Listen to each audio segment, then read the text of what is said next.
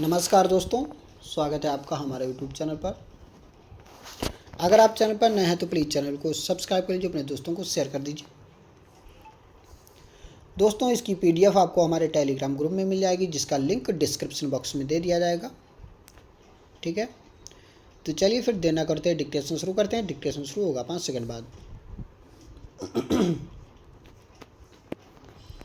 Start. माननीय अध्यक्ष महोदय, हमारे दल में जम्मू कश्मीर राज्य की स्थापना को जिस प्रकार से भी समझा है, उसको हमारे दल के नेता ने इस सदन में अपने भाषण के दौरान स्पष्ट कर दिया है। अध्यक्ष महोदय, मैं बार बार उसी बात को दोहराना नहीं चाहता हूँ। मैं इस बात का पूरी तरह से समर्थन करता हूँ कि यह एक गंभीर समस्या है और देश की एकता के लिए और देश की आर्थिक स्थिति के लिए यह समस्या विकट रूप धारण किए हुए है। इसमें कोई संदेह नहीं है कि कुछ दल इस समस्या को सुलझाने की बजाय और अधिक बढ़ाना चाहते हैं, लेकिन मैं यह स्पष्ट कर देना चाहता हूं कि हमारा दल इस बात के बिल्कुल विरुद्ध है। हम सभी सदस्य यह भी जानते हैं कि उसके पीछे कुछ विदेशी शक्तियां काम कर रही हैं। इस संबंध में अनेक बार इस माननीय सदन में चर्चा हो चुकी है।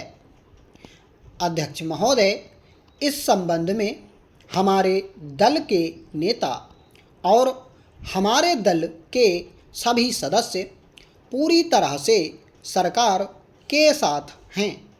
हम अपने देश की एकता और अखंडता को किसी भी स्थिति में भंग नहीं होने देंगे, लेकिन इस सब के अलावा हमें यह विचार अवश्य करना चाहिए कि केंद्र सरकार ने इस समस्या को समाप्त करने के लिए कौन कौन से ऐसे कदम उठाए हैं जिनसे जम्मू कश्मीर राज्य की समस्या को सुलझाने में सहायता मिली हो। मेरे एक मित्र अभी इस सदन में यह कह रहे थे कि इस राज्य की आर्थिक स्थिति का लाभ उठाकर ये सभी विदेशी शक्तियां वहां पर अपना अपना काम कर रही हैं। मान्यवर, मैं भी इस तथ्य से पूरी तरह से सहमत हूँ, लेकिन सरकार की भी तो यह जिम्मेदारी होती है कि वह इस राज्य की आर्थिक स्थिति को जितनी जल्दी हो सके सुधारने की कोशिश करे, ताकि ये शक्तियाँ वहाँ की अनपढ़ और गरीब जनता से अनुचित लाभ न उठा सकें। मान्यवर, बहुत समय पहले जम्मू कश्मीर राज्य के मुख्यमंत्री जी ने कहा था कि इस राज्य की जो उन्नति और प्रगति के साधन हैं, वे बहुत बड़े स्तर पर राज्य के बाहर चले जाते हैं।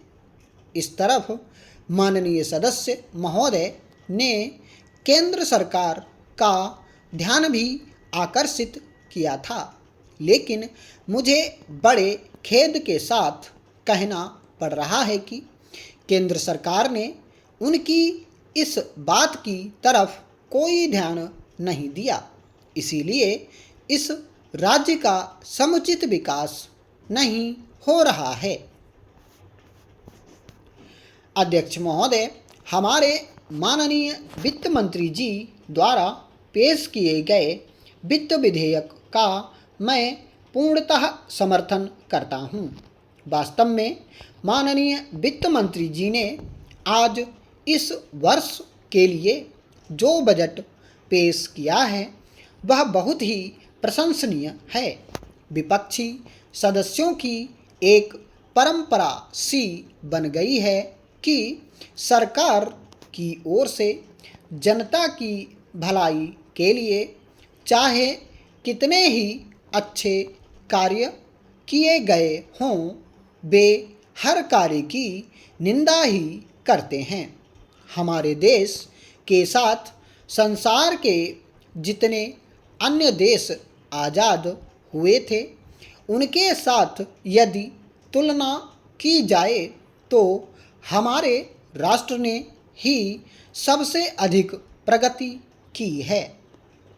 हमारा राष्ट्र उन सभी राष्ट्रों से आगे है। हमारे देश पर अनेक संकट आए, लेकिन इसके बावजूद भी हम लगातार आगे ही बढ़ते जा रहे हैं। हमारे देश से पहले स्वतंत्र हुए राष्ट्र भी हमारी प्रगति की प्रशंसा करते हैं तथा हमारा अनुकरण कर रहे हैं। माननीय प्रधानमंत्री जी ने गांव के विकास के लिए अनेक घोषणाएं की हैं।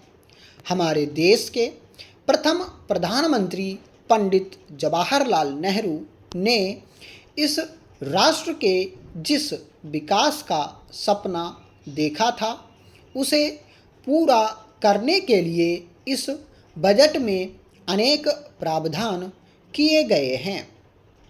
इसकी चारों ओर से प्रशंसा की जा रही है।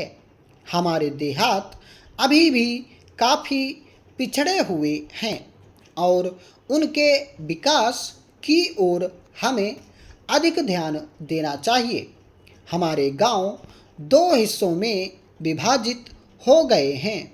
गांवों में कुछ लोग तो वे रहते हैं जो ब्रिटिश काल में अंग्रेज़ों के समर्थक थे। उनकी स्थिति आज भी अच्छी है। उनके बच्चे उच्च शिक्षा प्राप्त कर रहे हैं।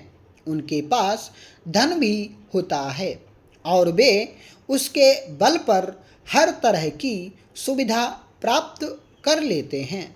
परंतु दूसरी ओर कमज़ोर वर्ग के लोग भी गांव में रहते हैं, जिनके पास शिक्षा का अभाव रहता है और वे हमेशा बेरोजगारी की स्थिति में दबे रहते हैं।